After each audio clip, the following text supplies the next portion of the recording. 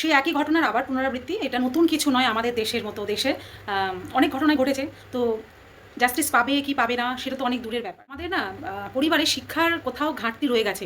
আমি এটা স্পেশালি যে পরিবারে পুরুষ সন্তান মানুষ করা হচ্ছে বা পরবর্তী ক্ষেত্রে মানুষ হবে আসবে যখন পৃথিবীতে, তো সেই সব পরিবারের ক্ষেত্রে একটা রিকোয়েস্ট রাখবো। আমি এমন কেউ কেটা নই, তবে এটা আমার ব্যক্তিগত মতামত। আমি আমার বয়স দিয়ে যা দেখেছি, পুরুষ মানুষ ক্ষেত্রে আমি দেখেছি যে বাবা অনেক সময় মায়েরাও বলে থাকে, বাবারা তার সন্তান পুরুষ সন্তানকে বা ছেলে সন্তানকে বলছে তুমি হলে বাঘের বাচ্চা, বা তার ছেলেকে বলছে তুমি হলে বাঘ, তুমি হলে সিংহ।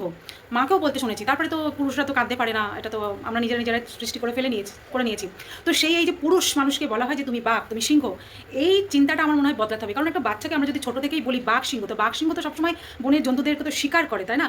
তো তার মধ্যে কিন্তু কোথাও না কোথাও আমি পুরুষ, আমি বাঘ, আমি সিংহ, তার মানে আমি শিকার করার ক্ষমতা আমার আছে। এই জিনিসটা হয়তো ছোটো থেকেই কোথাও না কোথাও তাদের মনের মধ্যে গেঁথে যায়, আমরা এটা অস্বীকার করতে পারি না। দেখবেন অনেক পুরুষের ক্ষেত্রে এটা আছে, নিজেদের বাঘ সিংহ। অথচ আমরা মেয়েদেরকেও শেখাই, আমরা দুর্গা, আমরা কালী। তো একটা পুরুষ মানুষকেও তো আমরা এইভাবে শেখাতে পারি না ছোটো থেকে, যে তুমিও শিবের মতো ধীর স্থির শান্ত। এবং শিব ঠাকুর মা পার্বতী প্রতিটা কতটা ভালোবাসা দেখিয়েছে, যে একমাত্র একজন স্ত্রী এবং কদর, মহিলাদের যে কদর। তো আমরা তো এরকম করে তো শিক্ষাটা দিতে পারি, তুমি শিব।